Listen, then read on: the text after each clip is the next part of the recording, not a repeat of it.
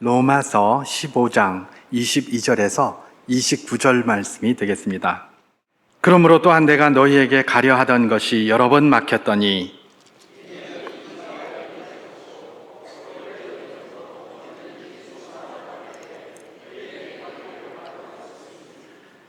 이는 지나가는 길에 너희를 보고 먼저 너희와 사귐으로 얼마간 기쁨을 가진 후에 너희가 그리로 보내주기를 바람이라.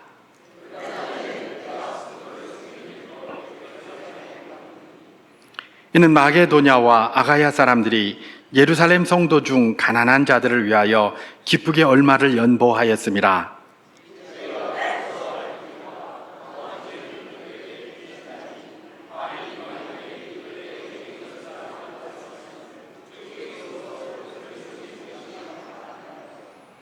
그러므로 내가 이 일을 마치고 이 열매를 그들에게 확증한 후에 너희에게 들렀다가 서바나로 가리라. 그리스도의 충만한 복을 가지고 갈 줄을 아노라. 아멘. 이전에 고등학교 때 국어 교과서에 나왔던 내용이기도 하고, 요즘은 국어 책에 이런 거 나오는지 모르겠습니다. 아마 안 나올지도 모르겠습니다. 이분이 원래 낙인이 좀 찍혀가지고 안 나올 수도 있는데, 저는 고등학교 다닐 때 국어 교과서에 그분의 글이 있었고, 또 그분뿐만 아니라 그 당시에는 이제 한 고등학교쯤 되면 중학교 때부터 무슨 단편 소설 이런 걸 학교에서 많이 읽게 했습니다. 그래서 그런 걸 읽으면 가슴이 따뜻해지고 이런 이 기억들이 있었는데요. 그 중에 하나를 잠깐 소개하면서 여러분들도 잘 아는 그런 단편입니다. 소개하면서 메시지를 그렇게 시작하려고 합니다. 김동인이라는 분이 쓴 무지개라는 소설인데요. 김동인 소설가가 50 정도 사시고 돌아가셨습니다. 그리고 이게 이제 1930년도에 신문에 연재됐던 그런 소설이기 때문에 이게 인생을 50으로 그분의 인생으로 봤을 때 한 60%쯤 지났을 때 절반 이상을 살았을 때에 기록한 그런 소설이기도 하죠. 이분의 인생 역정을 이렇게 보면 이거는 자기 고백적인 내용도 좀 있다라고 저는 개인적으로 그렇게 읽습니다만은, 학교에서 가르친 건 아닙니다. 그냥 제가 그렇게 개인적으로 생각을 합니다만은, 그 무지개, 그 내용이 어떤 내용입니까? 한 소년이 그렇게 있었습니다. 그런데 어느 날 무지개가 이렇게 딱 떴어요, 하늘에. 그래서 이제 그 무지개를 잡으려고 나가려고 합니다. 그러면서 자기 어머니한테 내 무지개 좀 따올게, 딱 그랬어요. 그랬더니 어머니가 뭐라고 얘기를 합니까? 야, 임마, 거길 뭐하러 가냐? 나는 지난 50년간 무지개 잡으려고 쫓아다녔는데 아직도 못 잡았다. 그 안 잡힌다, 가지 마라 그냥. 이랬어요. 그러니까 소년이 그래도 나는 계속 가겠습니다 그러니까, 그러면 나중에 후회하게 될지 모르니까 저 산 밑에까지만 갔다 와라, 이제 이렇게 얘기를 한 거예요. 분명히 어머니의 생각에는 이놈이 산 밑에 가면 이게 안 잡힌다는 걸 알고 그만 돌아오게 될 것이라는 그런 나름대로의 생각이 있었겠죠. 그래서 그 산 밑에까지만 갔다 와라 이랬어요. 그러니까 이 소년이 산 밑에까지 무지개를 잡으러 갑니다. 근데 무지개가 계속 저기 가 있는 겁니다. 이게 무지개가 아주 멀리 있으면 차라리 안 갑니다. 그죠? 근데 이거 손 대면 잡힐 것 같거든요. 요 앞에 있으니까 이게 사람을 사실 굉장히 힘들게 합니다. 아예 멀면 그냥 막 안 쫓아가는데 요 앞에서 꼭 잡힐 듯 하거든요. 그러니까 조금만 가면 잡을 것 같으니까 자꾸 쫓아가는 겁니다. 그래서 산밑이 뭡니까? 더 그냥 쭉 가게 됐죠. 무지개를 잡으러 계속해서 가고, 무지개는 저쪽으로 조금 일정한 거리를 가지고 계속해서 멀어지는데, 그 가는 길 동안에 여러 사람을 만나게 됩니다. 무지개는 자기 혼자 잡으러 다니는 줄 알았더니 그게 아니라 다른 사람들도 무지개를 많이 잡으러 다니더라고요. 근데 어떤 사람은 무지개를 보고 쫓아가는 사람들도 있었던 반면, 어떤 사람은 무지개가 어떻게 생겼는지도 몰라요. 그리고 쫓아다닌 거예요. 남들이 무지개 잡으러 가자 그랬더니 친구 따라 강남 간다고 무지개가 어떻게 생긴 건지도 모르고 그냥 막 이렇게 따라갔습니다. 그런데 이제 미리 앞서서 갔던 사람들은 안 잡힌다 그리고 실망해서 돌아오는 사람들이 있었고, 또 이제 어떤 사람은 무지개를 잡았다는 겁니다. 근데 이 사람은 무지개를 한 번도 본 사람이 없는 사람인 것 같아요. 근데 뭐냐 하면서 이렇게 봤더니 무슨 돌멩이, 기와장 같은 거 하나 들고 이게 무지개다 이러는 겁니다. 무지개를 못 본 사람이죠. 그게 무지개다 그러면서 이게 그거라고 큰 소리를 치면서 막 그럽니다. 근데 이제 이 소년이 볼 때 자기가 보는 무지개하고 다르니까 이게 아니다라고 하면서 그들 중 한 명과 함께 계속해서 길을 갑니다.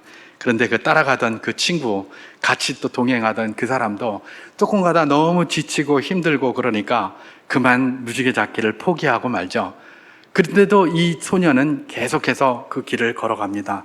한참을 더 걸어갔는데 영 잡히지를 않는 겁니다. 요만큼 앞에서 잡힐 듯 하면서 영 잡히지 않으니까 어떻게 합니까? 결국은 이거는 못 잡는 거구나. 엄마 말이 맞았구나. 그 만류하던 사람들의 말이 맞았구나. 이 생각이 들면서 거기서 그만 주저앉고 무지개 쫓기를 포기하고 말았죠.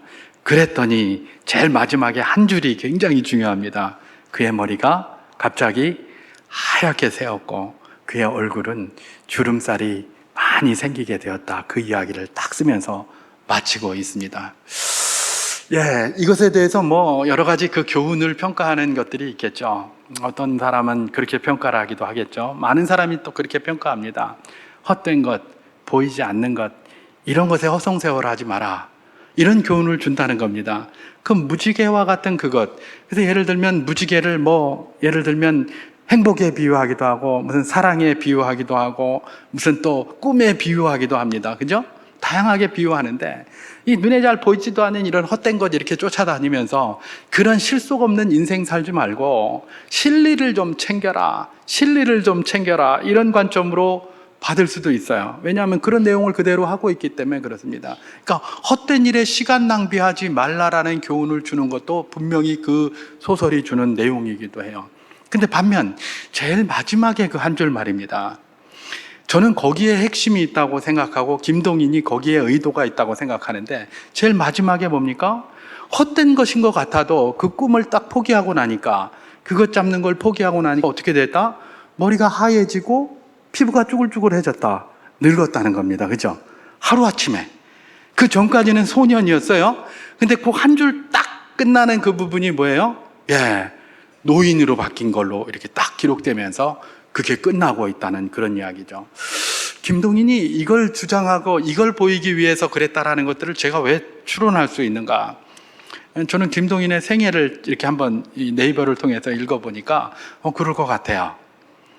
김동인이 이 생애가 그거를 뒷받침하는 것 같아요. 뭐냐 하면 김동인이 보니까 1900년도에 평양에서 태어났더라고요. 평양에서. 근데 그 당시에 자기 아버지가 평양의 대단한 갑부였습니다. 그리고 무엇보다도 놀라운 것은 그분이 교회 장로님이셨어요. 여러분 지금도 장로님 되기가 어렵고 대단하지만 그 당시엔 더 그랬다는 거 아시죠? 그리고 또 그때는 일제치하 아닙니까? 교회에서 직분을 장로라는 중직을 가지고 있다는 것은 굉장한 박해도 감안해야 되고 여러 가지 힘든 일들이 얼마든지 있었을 때입니다. 그런데 그분이 자기 아버지가 장로예요. 장로면 대단한 거죠. 그죠? 대단한 거예요. 이전에 제가 샘물교회에 있을 때 우리 박은조 목사님 그때 늘 가끔 간증하시면서 늘 하시던 이야기가 그거예요.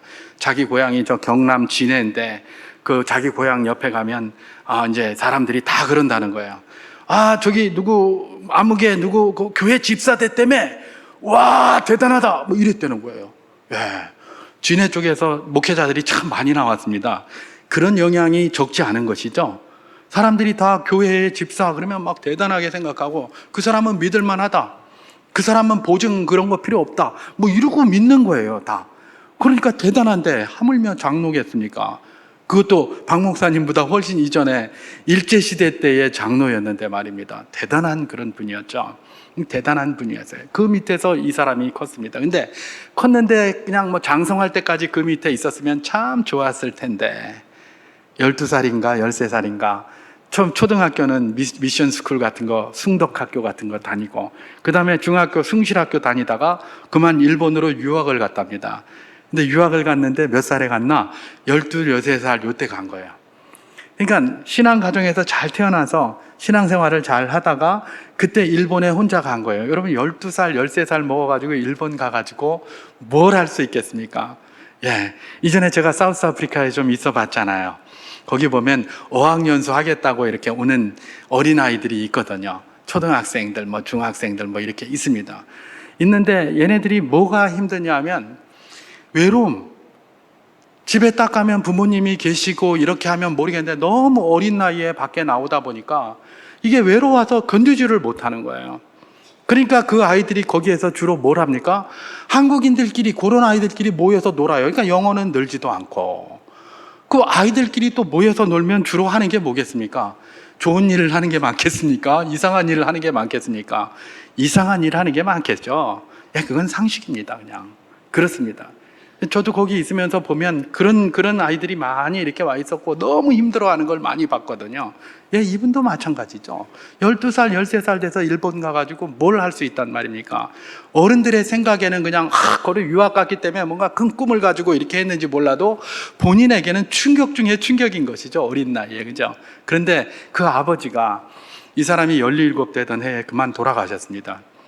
결국은 그 아버지가 돌아가시면서 이 사람 17살 때에 그 아버지가 일궈놓은 그 거대한 재산을 다 물려받게 된 거죠.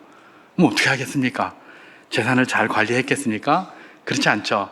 이미 일본에 가서 한 5년쯤 있으면서 신앙은 신앙대로 떨어졌고 아무것도 없잖아요.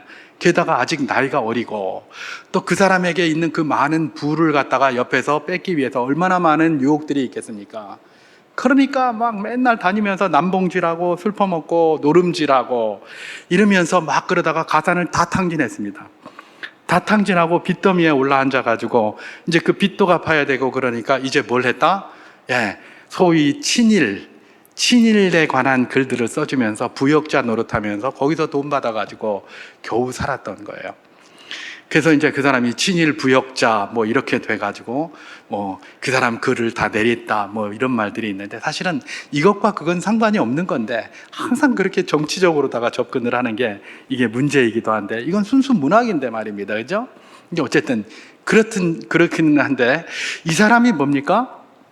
예, 그리스도인 가정에서 태어나서 그래도 초등학교까지는 미션 스쿨을, 중학교 초반까지는 미션 스쿨을 다닌 거예요. 그러니까 자기의 머릿속에 내재되어 있는 것은 항상 뭡니까? 기독교적인 마인드가 내재가 되어 있는 거예요. 그러니까 저는 거기에 그게 있다고 생각합니다. 사람들은 뭐냐? 전부 헛된 것, 그 무지개 같은 그런 이상한 것, 그 꿈 쫓아가는 것, 그거 무슨 소용이 있느냐? 실제적인 삶을 살아라라고 세상에서 다 그렇게 이야기를 하지만 자기도 그렇게 생각을 해서 포기했지만 어떻게 되는 거예요? 그러나 그러고 났더니 다 늙었다. 다시 말해서 그것이 헛된 것이든 그것이 무엇이든 그것이 꿈이든 행복이든 사랑이든 저는 특별히 하나님의 비전이라고 생각하는데 이 사람이 크리스찬이기 때문에 그런 관점에서 썼다고 생각을 합니다. 뭐 남이 인정하든 인정하지 않든 제가 그렇게 생각하는 거예요. 그게 하나님의 비전이든 그걸 붙잡고 잡히지 않아서 족이 있다라고 하면서 잡히지 않아서 뛰어가고 그거 잡으러 가는 게 굉장히 힘들었지만은 그걸 잡으러 쫓아다닐 때는 아직 소년이었습니다. 그죠? 근데 이거 이제 더 이상 안 잡히는구나.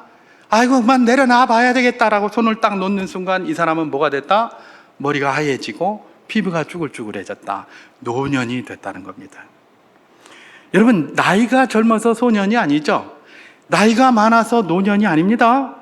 그 사람이 붙들고 있는 특별히 하나님의 비전, 하나님이 주신 사명 이런 것들을 붙들고 있느냐 붙들고 있지 않느냐가 그의 모든 삶의 에너지를 좌우합니다. 여러분 우리가 요즘 사는데 덥고 피곤하고 여러 가지 짜증나는 일이 많아서 활력이 많이 떨어지죠? 예, 맞습니다. 더워서 활력이 떨어지기도 하고 그 다음에 막 여러 가지 막 복잡한 일들 때문에 힘이 빠지기도 합니다. 그런데 그 힘 빠지는 게 혹시 하나님이 주신 비전을 놓쳐서 그런 건 아닌지 한번 살펴봐 보십시오. 하나님이 주신 비전이 있고요. 사명이 우리에게 있어요. 그런데 그거는 영원히 잡히지 않을 수도 있어요. 말 그대로 비전이니까 말이에요. 그죠? 그럼에도 불구하고 그걸 내가 붙잡고 있느냐? 그걸 인식하며 살고 있느냐? 그걸 붙잡지 않고 인식하지 않고 그냥 옆에다 밀어놓고 가만히 있느냐에 따라서 인생의 활력이 달라진다니까요. 인생의 활력이 달라져요. 예, 여름에 더우니까 활력이 좀 떨어집니다. 입맛도 떨어지고요. 뭐 그래요. 그런데 그런 걸로 해서 떨어진 활력은 다시 생깁니다. 그죠? 가을에 되고 찬바람 딱 불면 갑자기 천고마비의 계절이라고 그냥 막 먹기 시작하면서 쫙 늘잖아요. 그죠? 예. 뭐 이전에 저는 여름 되면 보통 한 3kg쯤 쫙 빠집니다. 요즘은 뭐 에어컨 밑에 있으니까 시원해서 그런지 잘 안 빠지는데, 전에는 땀 줄줄 흘리면서 뭐 하루에 5번씩 샤워하고 막 이러니까 그냥 뭐 살이 쭉 빠져서 한 3kg쯤 쫙 빠집니다. 그래서 좋아하다가 양복이 헐렁헐렁한 거 입다가 겨울이 딱 되면 어떻게 됩니까? 다시 천고마비의 계절. 제가 말띠 아닙니까? 그러니까 말이 막 다시 붙어가지고 빵빵해졌다가 이러거든요. 예, 더우면 입맛 떨어져서 활력이 떨어질 수 있어요. 에너지가 떨어질 수 있어요. 그런데 뭡니까? 그게 그냥 그런 더위 때문에 그런 건지, 아니면 내 마음속에 있는 뭐 목표나 무슨 비전이나 무슨 바라보고 나가는 거 그런 거 없어서 그런 건 아닌지, 나는 그냥 오늘 하루를 그냥 살고 있는 건 아닌지, 그런 질문을 자꾸 해봐야 되는 것입니다. 여러분, 하나님의 비전을 가지고 있습니까? 그 사람은 활력이 넘치게 돼 있습니다. 그게 성경이 이야기하는 거예요. 오늘 본문이 바로 그걸 또 우리에게 이야기해 주고 있습니다. 여러분, 사도 바울, 오늘 본문을 쓴 사도 바울을 한번 보시기 바랍니다. 사도 바울이야말로 그야말로 열정의 사람이었고 비전의 사람이었습니다. 그렇죠? 누구도 인정 안 하는 사람 없습니다. 예, 사도 바울은 믿지 않는 사람도 그래요. 만약에 사도 바울이 아니었다면 복음이 유럽을 지배하지 못했다, 예수 그리스도의 복음이 유럽을 지배하지 못했다 그럽니다. 물론 그 사람들은 하나님의 섭리는 도외시한 채 그냥 겉으로 드러난 것만 가지고 이야기를 한 건데요, 그럼에도 불구하고 그들조차 인정한 것은 뭡니까? 사도 바울이 그만큼 열정적으로 복음을 전하러 다녔다는 겁니다. 제가 이번에 터키 갔다 왔지 않습니까? 터키 가보니까 토로스 산맥, 거기 우리 넘어오는데 중간에 터널도 뚫렸습니다. 터널도. 그래서 버스 타고 그 터널로 들어오기 때문에 산으로 올라가지도 않았는데도 엄청 지겹더라고요. 그리고 앉아있는데 엉덩이가 얼마나 아픈지, 버스도 제법 크고 막 의자도 넓었는데 비행기 같지 않고, 그랬는데도 엉덩이가 너무 아프고 막 지겹더라고요, 그냥. 그런데 거기를 그냥 내 집 드날듯이 하던 사람이 누굽니까? 사도 바울이에요. 그 열정이 어디서 그렇게 났는지 말입니다. 열정이. 자, 그 열정을 한번 오늘 고백하고 있는 내용을 한번 읽어보도록 하겠습니다. 오늘 본문 로마서 15장 23절을 제가 한번 봉독해 보겠습니다. 이제는 이 지방에 일할 곳이 없고 또 여러 해 전부터 언제든지 서반으로 갈 때에 너희에게 가기를 바라고 있었으니, 그렇게 얘기를 합니다. 지금 사도 바울이 서반으로 갈 때에, 몇 해 전부터 서반으로 갈 때에 너희에게 가서 잠깐 들리고 싶다, 이런 뜻이 있었다라는 걸 지금 고백을 하는 겁니다. 이게 무슨 말이냐? 사도 바울은 자기가 이방인의 사도라는 것들을 정확히 이해하고 있었던 것이죠. 지난 주일에 우리가 한번 살폈던 것처럼 말입니다. 근데 우리 주님께서 승천하시기 전에 어떤 말씀을 제자들에게 남겼습니까? 예, 제자들이 주여 이스라엘 나라를 회복하심이 이때니까 라고 이야기를 했더니 주님께서 뭐라고 이야기를 하셨느냐? 사도행전 1장 7절에서 8절 말씀을 제가 한번 봉독해 보도록 하겠습니다. 이르시되 때와 시기는 아버지께서 자기의 권한에 두셨으니 너희가 알 바 아니오. 오직 성령이 너희에게 임하시면 너희가 권능을 받고 예루살렘과 온 유대와 사마리아와 땅끝까지 이르러 내 증인이 되리라 하시니라, 이렇게 이야기를 하셨어요. 그리고 승천하셨어요. 제자들에게 주신 마지막 사명이 뭡니까?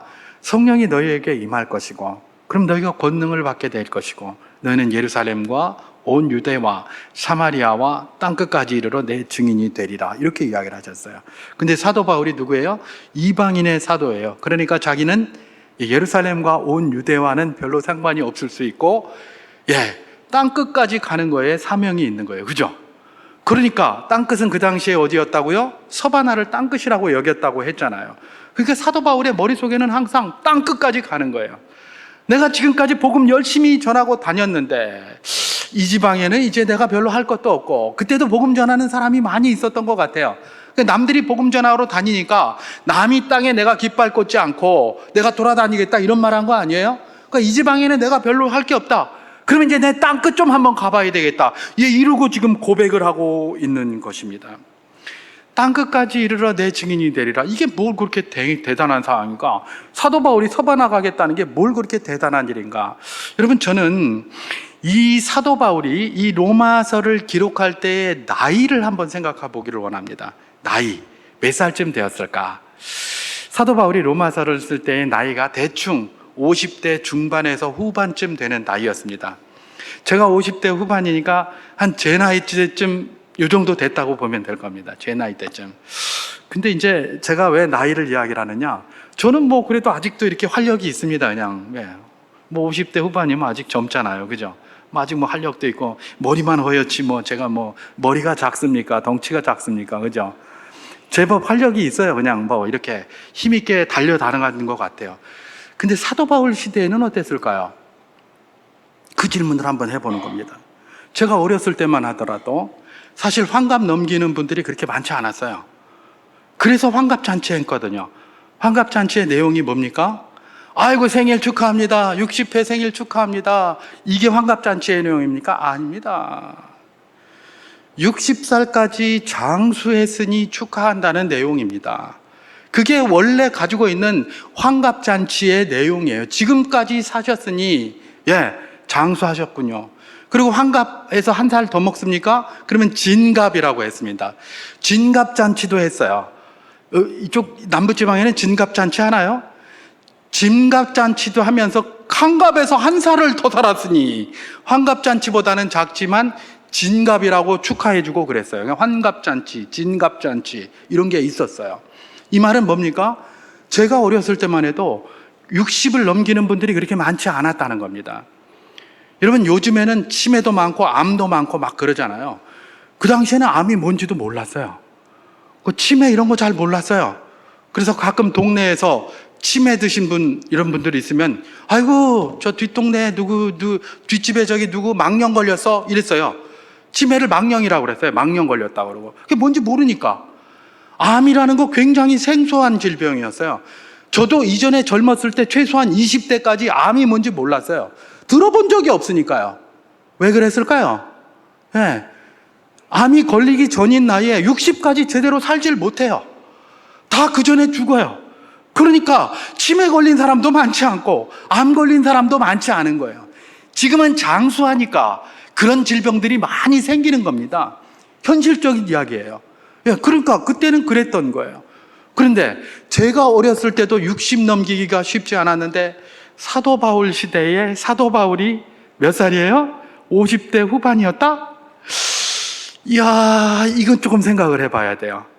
이쯤 되면 어떻게 해야 되는 겁니까? 그럼 내가 지금까지 이렇게 수고했는데 이제 이 지방엔 할 일도 없고, 지금 사도 바울 흉내 내는 겁니다, 제가. 이 지방엔 할 일도 없고, 이제 내 좀 쉬어야 되겠다. 내 좀 쉬어야 되겠다. 이렇게 하는 게 정상이에요. 그렇잖아요. 여러분, 사도 바울이 이때 건강했을까요? 건강하지 않았을까요? 사도 바울은 종합병원이었어요. 종합병원. 병이 온몸에 가득했어요. 아니, 이때 이전부터 그랬어요. 여러분, 고린도후서 12장에 보면 사도 바울이 하나님께 기도하는 내용이 나옵니다. 자기 육체에 가시가 있다라고 하면서 이 육체의 가시를 없애달라고 하기 위하여 자기가 3번 기도했다, 이런 얘기 나옵니다. 이게 3번 기도한 게 아니라 충만히 기도했다는 거라죠. 충분히 기도한 거예요. 막 3번 넘게 하여튼 충분히 응답받을 때까지 기도한 거예요. 근데 이 고린도 후서를 쓸 때가 로마서 쓸 때보다 이후일까요? 이전일까요? 이전이에요. 로마서 쓰기 한 2년 전쯤에 고린도 후서를 썼어요. 그러니까 지금보다 훨씬 젊었을 때 쓴 거죠. 훨씬 젊었을 때 썼는데 이때도 사도 바울은 종합병원이었어요. 그래서 몸이 너무 아픈데 그중에 제일 사도 바울을 마음 아프게 하는 병이 있었는데 그걸 뭐로 표현합니까? 육체의 가시로 표현하는 거예요. 그래서 그 가시가 뭐냐? 많은 사람, 학자들이 동의하는 바 눈이 잘 안 보였다라고 그렇게 이야기를 하죠. 그러는 겁니다. 그때부터 막 어디 좀 가서 복음을 전해야 되는데 이 눈이 잘 안 보이니까 눈 침침해가지고 지팡이 짚고 이러고 돌아. 그러고 보면 사도 바울 지팡이 짚으면서 토로스 산맥 넘어다녔다고 생각해 보세요. 눈도 안 보이는데 참 대단한 분 아닙니까? 그럼 거기를 그렇게 눈도 안 보이고 이러니까 하나님 앞에 기도한 거죠. 하나님, 난 복음 전해야 되는데 눈이 이렇게 안 보이면 어떻게 합니까? 내가 누구를 저기 하겠습니까? 이적이 나타난다고 해서 딴 사람들은 내 손수건만 만져도 기적이 일어나고 치유를 받는데 나는 왜 눈이 이렇습니까? 라고 하면서 그냥 얼마나 탄원의 기도를 했겠습니까? 근데 하나님께서 뭐라고 얘기를 하셨다고요? 야, 바울아, 이제 그만해라, 그만. 기도 그만해라, 그런 기도. 내 은혜가 내게 족하다. 내 은혜가 네가 불완전한 그곳에서 온전해진다. 그러니까 그만해라 그랬더니, 오히려 내 눈 안 보이는 게 감사합니다. 사도 바울이 그러잖아요. 눈 안 보이는 게 감사하대요. 예, 이랬어요. 제가 지금 무슨 말 합니까? 사도 바울은 이미 이전부터 몸이 안 좋았어요. 온 데가 막 아팠어요. 그리고 로마서도 누가 씁니까? 16장에 나오지만은 로마서는 사도 바울이 부르면 옆에 더디오라는 사람이 대필을 했어요. 대필. 눈이 안 보이니까 글을 못 쓰는 거예요. 파피루스에다가. 그것도 뭐 써야 되는데. 그러니까 야, 이렇게 뭐라고 하면 대필하고 제일 마지막에 서명만 쭉 하는 거예요.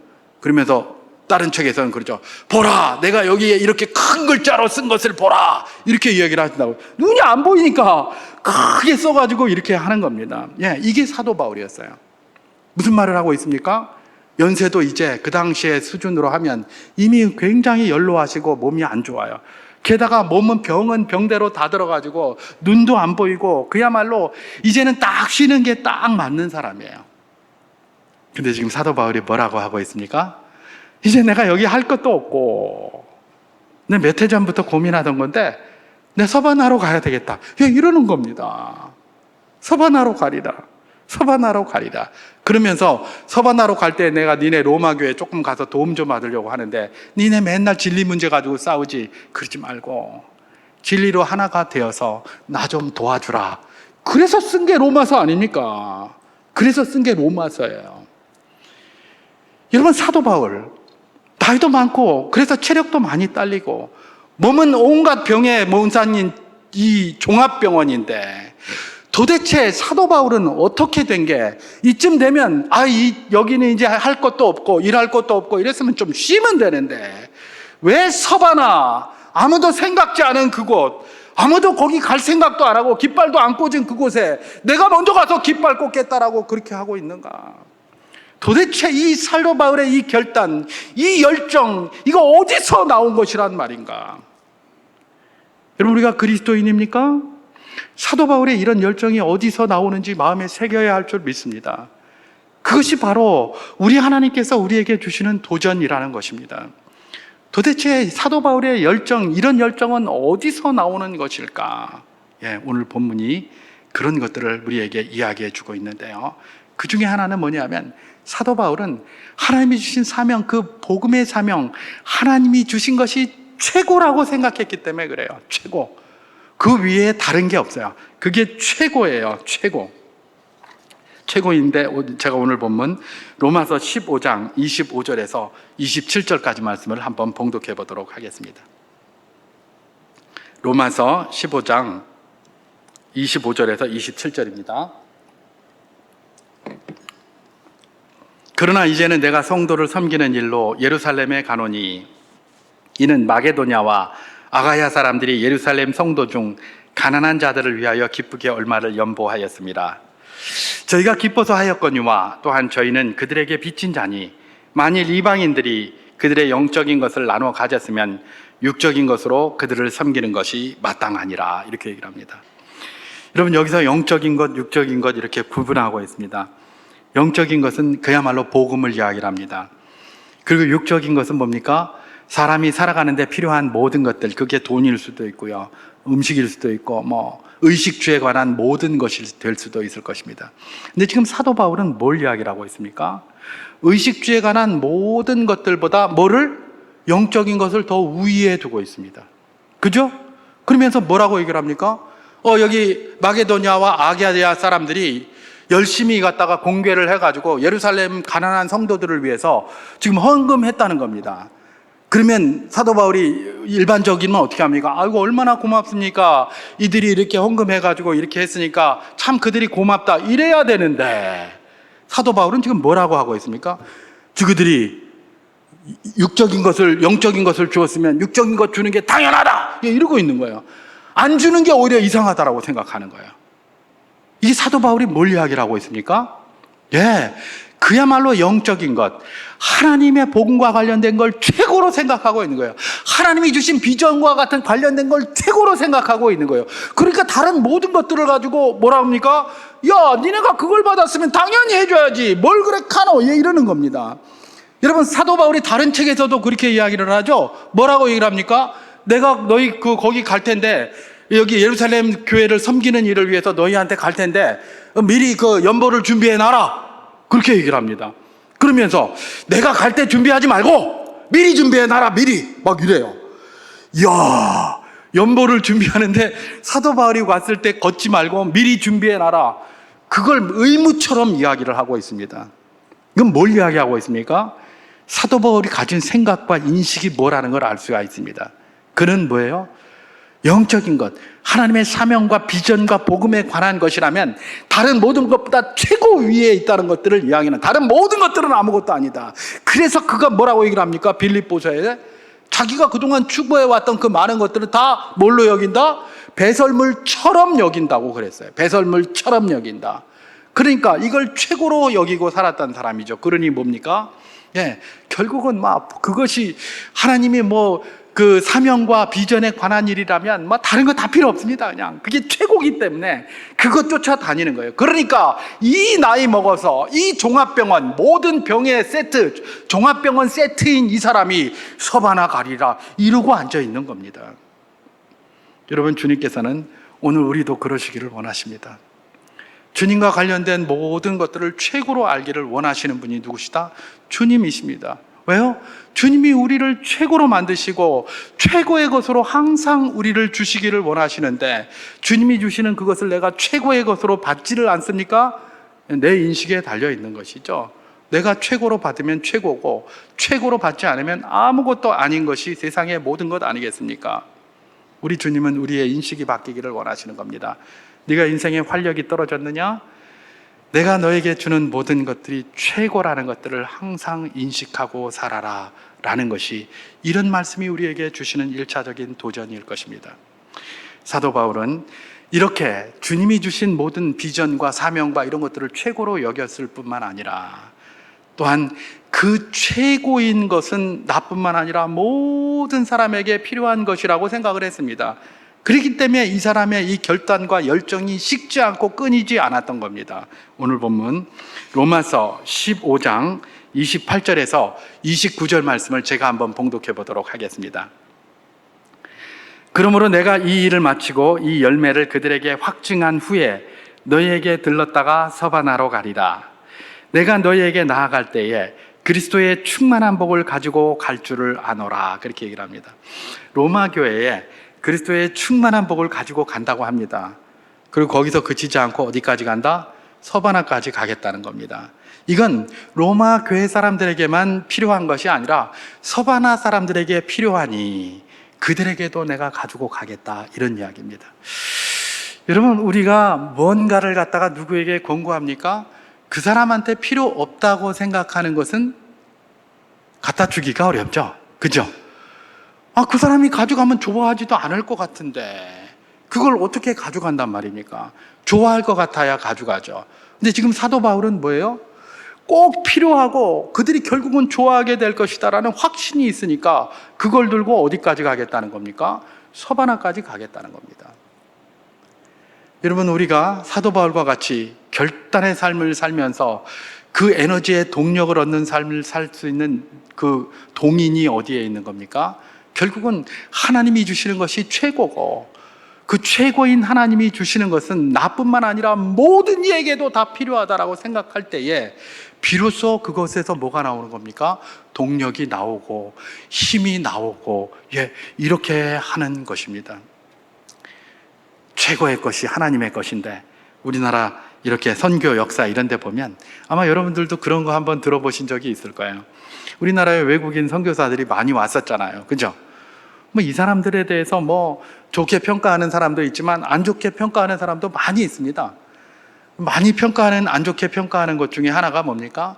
선교사들이 그렇게 왔으면 일제의 그 압제나 이런 것들을 좀 노골적으로 저기를 해서 우리나라를 좀 도움을 주지, 그런 거는 맨날 안 하고 딴짓만 했다, 이런 소리 많이 해요.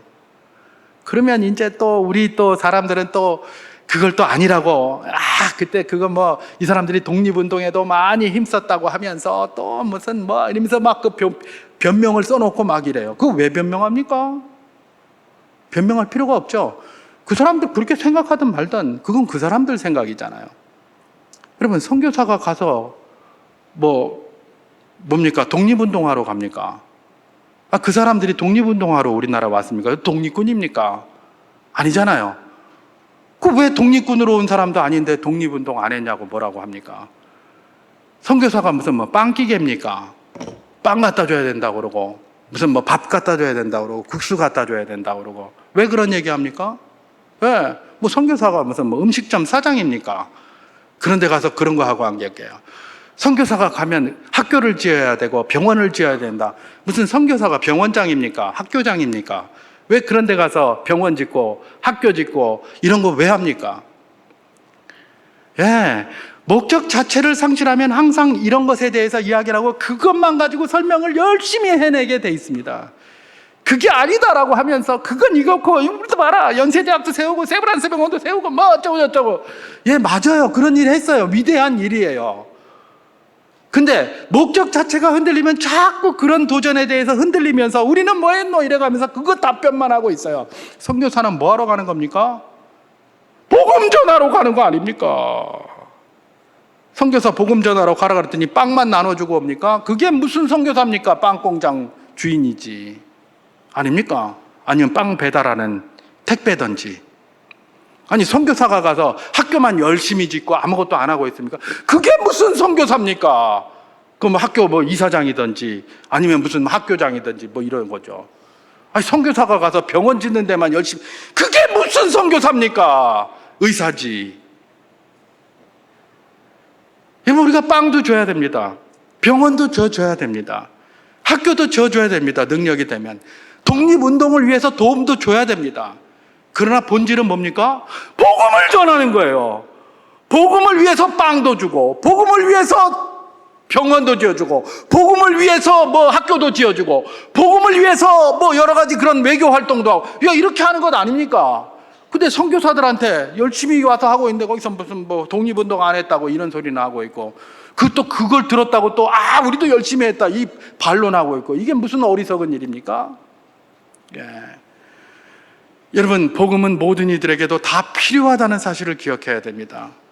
뭐 독립을 이루어야 되는 그 나라에 복음이 필요 없고 독립만 필요하다고 생각하니까 자꾸 그런 이야기 하면 독립을 위해서 내가 일을 안 했으니까 이런 생각이 든단 말입니다.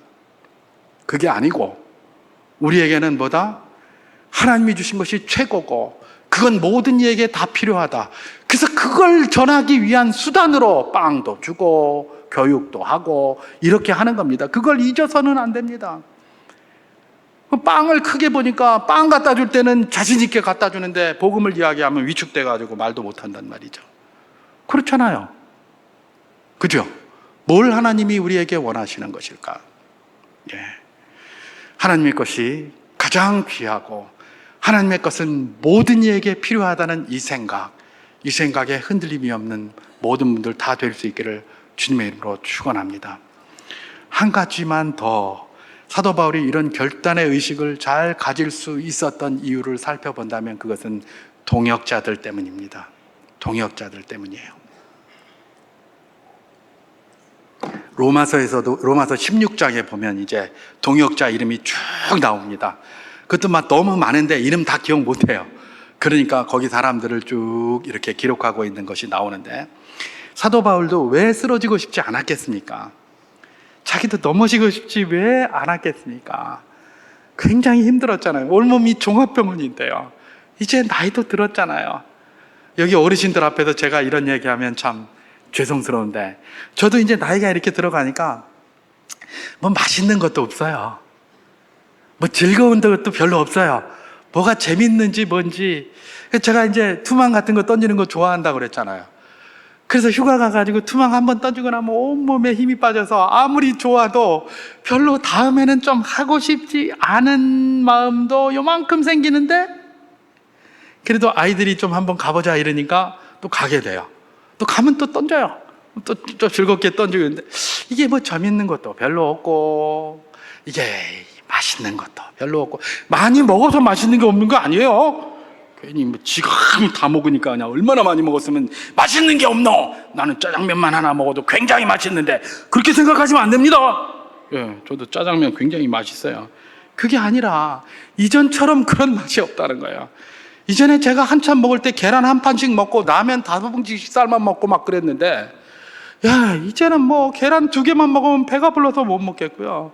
라면 한 봉지 먹으면 막이 꽉 찹니다. 거기다가 그냥 집사람이 밥 말아 먹으라고 그래서 밥 요만큼 주면 시컷 말아 먹고 나서, 야, 나 배불러 죽겠다. 왜 이렇게 많이 줬냐? 예, 먹긴 내가 다 먹어놓고. 예. 그러니까 이게 맛있는 것도 없고 뭐 좋은 것도 없고, 어르신들 앞에 죄송합니다. 예. 그렇게 되더라고요. 이게 사도 바울 안 그렇겠습니까? 예. 자기 나이가 많고 이제 몸도 종합병원이고, 이게 뭐 이제 그만 좀 쉬고 싶고 그런 마음 안 들겠습니까? 그런데 어떻게 끊임없는 그런 결단이 일어나는 겁니까? 동역자들이 같이 있어서 그래요. 선생님 도와주세요. 선생님이 우리의 모범 아닙니까? 선생님 할 수 있습니다. 선생님 어떻게 하면 좋을까요? 자꾸 묻는 거예요. 여러분, 우리 어르신들이 이렇게 일들 이전에 많이 하셨습니다. 얼마든지 하실 수 있어요. 그리고 노하우도 막 충분합니다. 그런데 오히려 하려고 해도 누가 물어야 하지. 그죠? 물어야 가르쳐 주지. 나도 좀 가르쳐 주고 싶어서 입이 근질근질 하는데 물어야지. 그리고 좀 하려고 그러면 막 그만 뒤에 가서 앉아 있어 이러면서 자기들끼리 하려니까 힘만 들고 말입니다. 이런 거 아닙니까? 왜 그렇게 합니까? 왜 이 많은 에너지를 갖다가 왜 이렇게 낭비를 하고 있습니까? 아닙니까? 생각을 바꿔야 됩니다. 생각을 바꿔야 돼요. 사도 바울은 쉬고 싶어요. 그런데 옆에서 누가요? 동역자들이, 선생님 왜 거기 계십니까? 로마 거기에는 왜 계십니까? 이게 우리가 여기 에바브로디도도 보내고 누구도 보내고 이렇게 해서 뭐 같이 한번 해 보입시다 이러는 거예요. 그러니까 뭐 안 할 수도 없고, 예. 그러니까 힘들어도 하는 겁니다. 여러분, 빌립보서를 보면 기뻐하라 막 그렇게 얘기를 합니다. 예. 사도 바울의 마음에 기쁨이 있길래 그렇게 얘기했을까요? 없길래 그렇게 얘기했어요? 기쁨이 있으니까 그런 말 하는 거예요. 깜빵에 갇혀 있어도 기쁘니까 그런 말 한다니까요. 깜빵에 갇혀 있는데 슬픈데 내가 마지못해서 니들한테 좋은 말 해주려고 얼마나 그런 이야기를 할 수 있겠습니까? 못합니다. 쇼는요 금방 없어져요.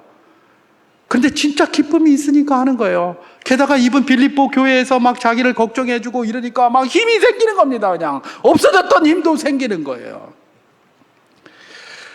여러분, 이게 뭡니까? 예, 교회 공동체의 중요성입니다. 내가 하나님 앞에 결단하고 내가 하나님 앞에 든든히 서나갑니까? 예, 옆에서 격려해 주는 겁니다. 내가 한번 믿음 가지고 잘 살 수 있으면 얼마나 좋겠습니까? 근데 그게 그렇게 됩니까? 우리가 크게 오해하는 것 중에 하나가 회개라는 것이 있습니다.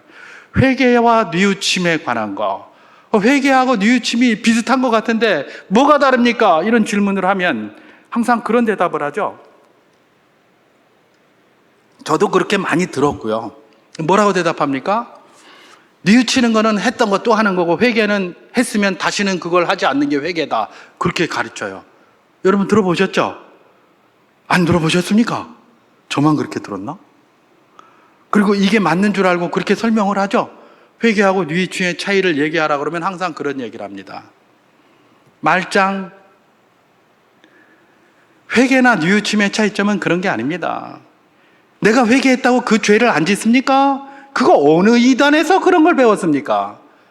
그거 박옥수 이단 이런 데서 하는 겁니다. 예. 구원파들 이런 데서 하는 거예요. 예.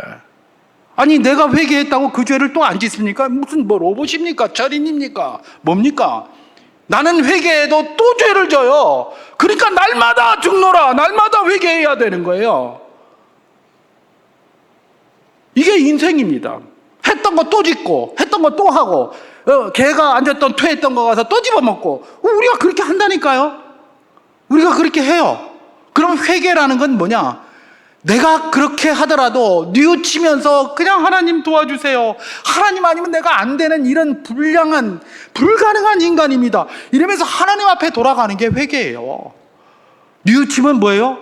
내가 잘못했네, 미안하다, 그냥 안 그렇게, 그러고 마는 게 뉘우침이에요. 회개와 뉘우침의 구분이 명확해지십니까? 했던 걸 다시 안 짓는 게 회개가 아니라, 그거 그렇게 다시 안 지을 수 있는 인간이 한 명도 없어요. 늘 똑같은 그 죄도 저번 놈이 알지, 저번 사람이 잘하지, 안 죄본 사람은 그거 할 줄 몰라요. 그러니까 지은 걸 똑같이 또 짓게 되는 게 죄예요. 그게 인생이고요. 회개는 뭡니까? 그렇기 때문에 내가 하나님을 의지하고 하나님 앞에 나아가는 게 회개예요. 뉘우침은 뭡니까? 거기서 그냥 끝나는 거야. 내가 잘못했네, 미안하다, 이러고 끝나는 거예요. 이게 일반 뉘우침이라는 것이죠. 여러분, 회개를 할 때에, 그렇게 할 때 뭡니까? 내가 또 쓰러졌어요. 그러면 옆에 동료들이 뭐라고 얘기를 합니까? 그래, 그럴 수 있다, 내 기도해 줄게. 그리고 내가 목사인데 여기서 막 쓰러지고 싶은데, 그래도 옆에 눈이 이렇게 쳐다보고 있으니까 함부로 하지도 못하고 말입니다. 얼마나 하나님이 저를 의심했으면 그래 저를 목사를 시켰겠습니까? 목사 안 시키면 엉망진창으로 살 것 같으니까 이 많은 눈을 그냥 요한계시록에 보면 하나님이 눈이 많습니다. 그냥 눈이 굉장히 많거든요. 이 많은 눈을 탁 해가지고 저로 하여금 꼼짝도 못하게 딱 목사질이나 하게 만드는 거예요. 얼마나 하나님이 저를 못 믿었으면 이렇게 목사로 세웠단 말입니까? 여러분, 교회 공동체의 중요성을 제가 이야기를 하는 겁니다. 서로가 서로를 세워가는 겁니다. 사도 바울에게 동역자들이 없었던들 이런 결단으로 살 수도 없었고, 이런 맹세를 하면서 살 수도 없었습니다. 사도 바울이 로마서에서 끝났을까요? 그렇지 않습니다. 사도 바울 나이 60대가 훨씬 넘은 그 이후로부터 한 5년쯤 지났을 때 쓴 편지가 있습니다. 그게 뭐냐? 빌립보서 3장 12절에서 14절 말씀 제가 한번 봉독해 보도록 하겠습니다. 그게 빌립보서인데요. 내가 이미 얻었다 함도 아니요 온전히 이루었다 함도 아니라 오직 내가 그리스도 예수께 잡힌 바 된 그것을 잡으려고 달려가노라. 형제들아, 나는 내가 아직 잡은 줄로 여기지 아니하고 오직 한 일, 즉 뒤에 있는 것은 잊어버리고 앞에 있는 것을 잡으려고 둏대를 향하여 그리스도 예수 안에서 하나님이 위에서 부르신 부름의 상을 위하여 달려가노라. 지금 사도 바울은 계속 뛰어요. 그냥 로마서 때 그 나이 때만 해도 지금 아이고야 몸에 그냥 종합병원이고 나이도 많은데, 그런데 5년 후라니까요. 지금 이 빌립보서 썼을 때는. 게다가 지금 어디에 있습니까? 로마 가택연금 깜빵 상태예요. 근데 거기서도 뛰고 있다는 거예요. 이 지치지 않는 이 결단력, 이 열정, 이 에너지 어디서 생겼다고요? 동역자들이 함께 있어서 생긴 거예요. 그래서 빌립보 교회에다 감사의 편지를 쓰는 게 빌립보서라는 것입니다. 말씀 정리합니다. 사도 바울의 이 결단을 통해서 우리가 배워야 할 것이 무엇입니까? 어디서 이런 열정과 에너지가 나오는가? 하나님의 것이 최고라는 인식이 나에게 있어야 하고, 그 최고인 하나님의 것은 나뿐만 아니라 모든 이들에게 필요하다는 것을 인식해야 하고, 동역자들과 함께 있는 것이 얼마나 중요한 것인가를 인식해야 된다는 것입니다. 교회 동역자, 이제 9월부터 우리 구역 모임도 시작할 텐데, 그 동역자들이 얼마나 귀한 존재들인지, 그 동역자들로 인하여 내가 하나님 앞에 그리스도인 됨같이 하나님의 아들같이 살아갈 수 있다는 사실을 기억하면서, 주님 감사합니다. 이분들을 나에게 비춰주셔서 주님 감사합니다. 이분들을 통하여 내 믿음이 지켜질 수 있게 하여 주셔서 주님 감사합니다. 이분들 때문에 내 사명이 사명될 수 있게 해 주셔서, 이렇게 감사하며 기도하며 도전하는 모든 분들 다 될 수 있기를 주님의 이름으로 축원합니다.